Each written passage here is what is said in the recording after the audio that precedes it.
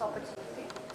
I would like to present our study, which was on comparison of choroidal thickness in preeclamptic, healthy pregnant and non-pregnant females by optical coherence tomography. So preeclampsia is a multifactorial and multisystemic disorder occurring in approximately 5 to 10% of pregnant women worldwide. It causes various organ dysfunctions including the visual system. High vascularity with poor autoregulatory mechanism makes choroid particularly sensitive to hemodynamic alterations in preeclampsia. Thus, assessing the choroidal thickness may be used as a predictive marker in preeclampsia. A very few prospective comparative studies are available on choroidal thickness in preeclamptic women, and it is very limited by conflicting results and very small sample size. So the purpose of our study was to measure and compare choroidal thickness in preeclamptic patients, healthy pregnant women, and age-matched healthy non-pregnant women, and also to evaluate any correlation between the subfoveal choroidal thickness and the mean arterial pressure in preeclamptic patients. So we had recruited 30 subjects in each group, that is 30 healthy pregnant women, 30 preeclampsia patients, and 30 age-matched healthy non-pregnant females. And it was a hospital-based comparative cross-sectional study, and the duration was 12 months. Our inclusion criteria were women within the reproductive age, that is 20 to 40 years, and with less than 4 childbirths, willing to provide consent, and with BCVA of 6/9 or better, and the OCT images with signal strength of more than 7/10. Any ocular or systemic pathology were excluded. So detailed ocular examination was done, and measurement of choroidal thickness of both eyes by spectral domain OCT in the enhanced depth imaging mode was done, and measurement of mean arterial pressure. In lab investigation, specifically as appropriate, urine protein was done in the preeclampsia group. So this is here the representative image of each group. This A is the preeclampsia group, B is the healthy pregnant group, and C is the healthy non-pregnant women.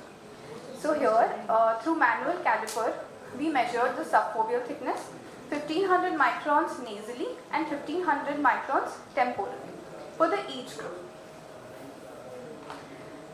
Then we did comparison of the obstetric ocular systemic parameters and the comparison of choroidal thickness between the 3 groups.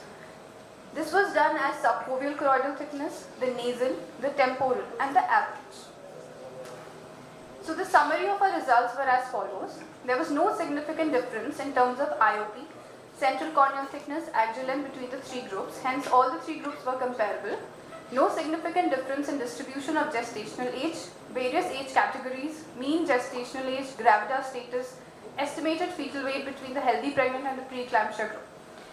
So there was a significant difference between the 3 groups in terms of mean arterial pressure and the body mass index, both being highest in the preeclampsia group. The main result was the healthy pregnant group had the highest choroidal thickness, followed by the healthy pregnant women, and the preeclampsia group had the thinnest choroid.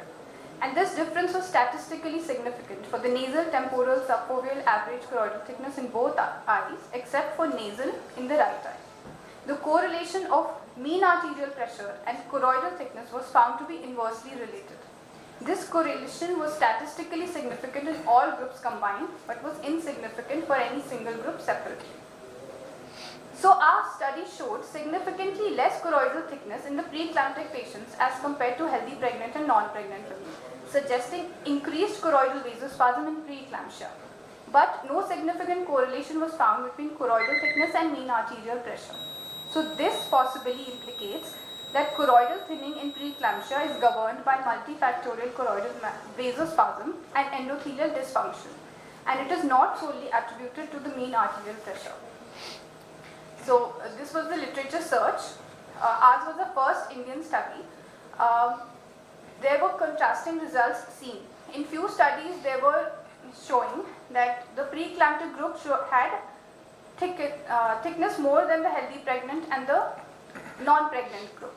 So the difference here was these studies included severe preeclampsia with retinopathy changes. In our cases, we excluded retinopathy changes. So any patient who had already developed retinopathy, we did not include that patient.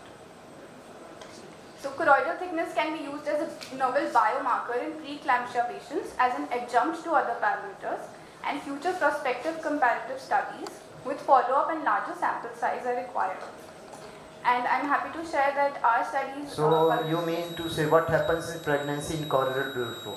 What is normally the control of blood flow in choroidal vessels? Sir, normal population. Sir, in normal population, choroidal vasculature, there is the autoregulation is poorly autoregulated. In healthy pregnant women, in literature it is seen that the choroidal vascular index increases, the blood circulation increases to all parts of the body, and because of this hemodynamic alteration, it is also reflected in the choroid. But in preeclampsia, because of the abnormal placentation, there is a systemic response, systemic vasospasm response. Because of this response is also seen in the choroid, as choroid is the window to the whole system. So what are the clinical implications of this? How is it going to help us in our practice? Ma'am, it can be used as a new biomarker for such patients who are at a risk of developing severe vision loss. So if any pregnant female is at a risk of preeclampsia, so using just a simple non-invasive tool, we can predict preeclampsia before she develops severe vision loss. Thank you. Thank you.